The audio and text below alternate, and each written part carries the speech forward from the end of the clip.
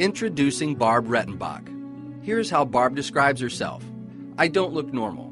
I appear to be quite messed up and a prime candidate for nothing but pity and patronization, with a sprinkling of repulsion and fear. I am disguised as a poor thinker. In fact, Barb is a brilliant thinker. She has much to say to all of us, but she is mute.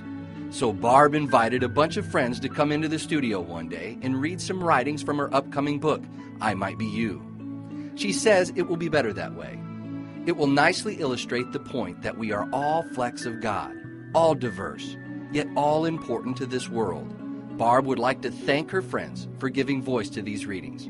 Her voice may be lovely and elegant one day, but right now it's still in the shop.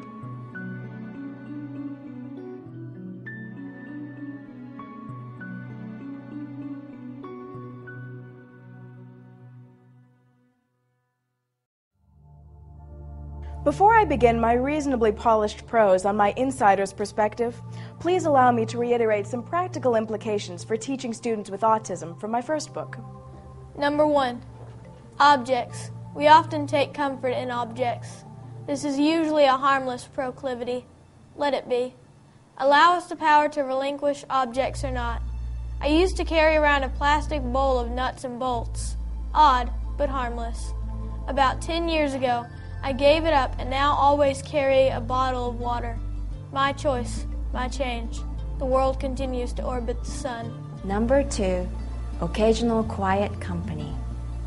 Don't assume we prefer isolation. We may have a hard time dealing with loud or chatty company. No one likes to be talked at. Try just being with us. For example, I love going on walks but prefer my companions not talk during our stroll. I enjoy the other's presence and feel more equal when we are both walking and just being together. You can give us an added gift if you try to clear your mind of business and focus on knowing during these quiet moments. Peaceful human companionship is priceless. Number 3, facilitated communication, FC, or assisted typing or supported typing. School systems, if this is the only way some of your students can communicate, so be it. Accept and move on. Students will. FC students should turn in work products, take exams, and participate in class. Don't shelter us from the anxiety and effort intertwined with learning. Not everyone will believe that the student is doing all the work. So what? How many science fair blue ribbons were the result of little Johnny's best efforts combined with a hearty dose of parental midnight oil? Intellectually subsidized Johnny still learned about how volcanoes work. Now that Johnny is grown and successful, he does his own work. Well, often with the help of secretaries, interns, and administrative assistants. How many of us gather strength and support is basically the same. We tap into the source. In fact, I am doing it right now. People give many names and structures to source, but labels don't matter. The source is the source is the source. The source is all that matters. That which is not matter is source too. We heal and strengthen by ceasing to be dualistic with our perceptions of self. When we remember who we are as flecks of God, shavings of source, some of the sum, whatever you wish to call it, we accept the perpetual gift of being part of the solution. The Buddhist proverb, when the student is ready, the teacher will appear, is true.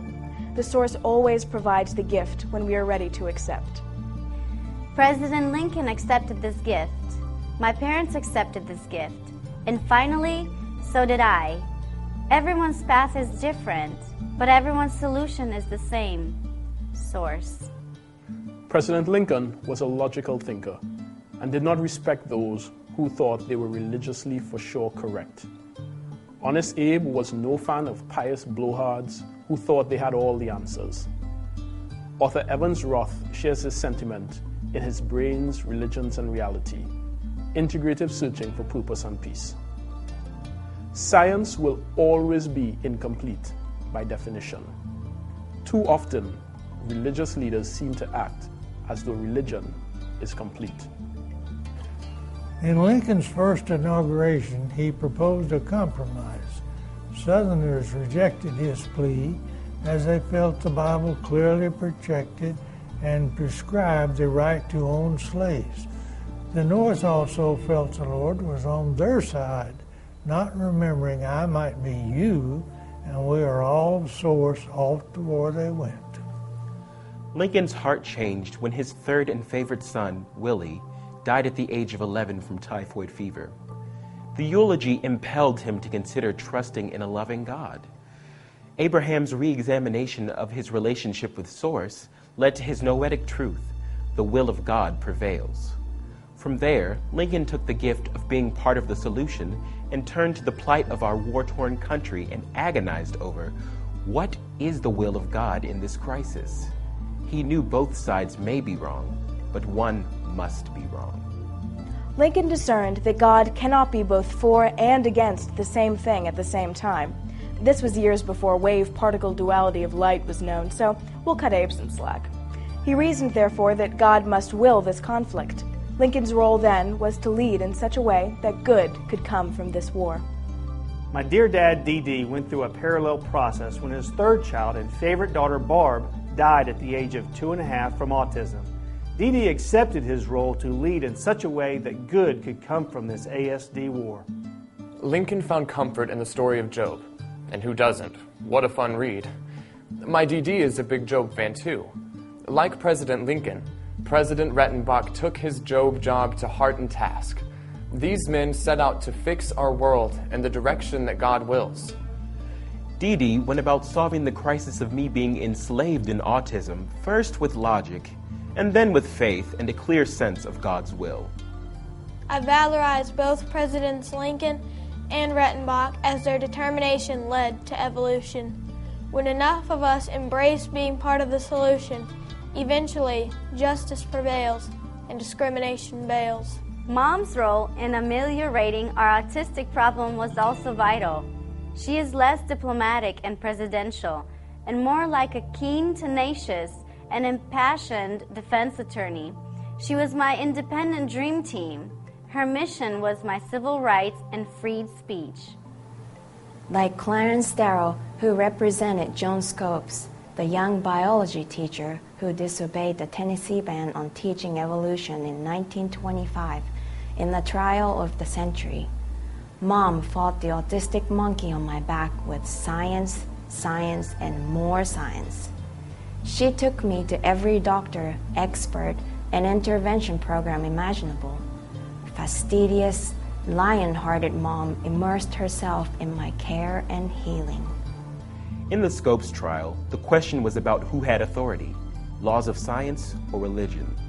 The judge was not impartial and favored the fundamentalist position championed by prosecutor and itinerant preacher William Jennings Bryan.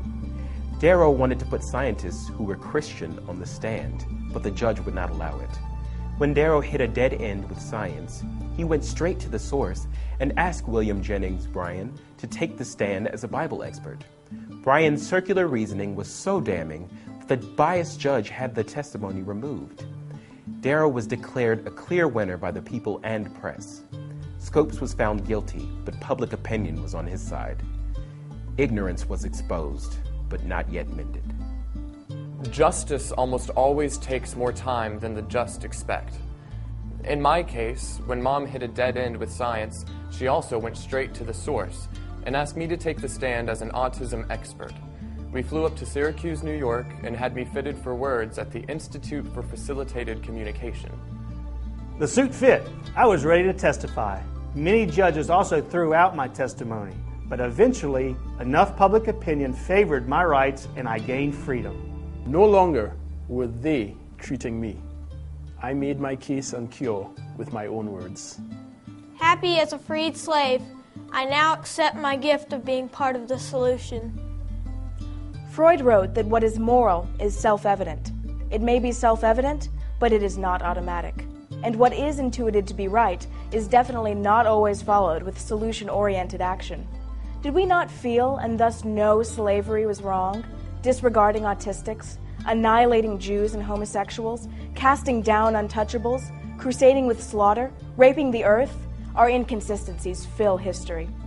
Many of us are here to balance the scales by helping us remember I might be you. It's about jobs. Some of the sum Let's get to work.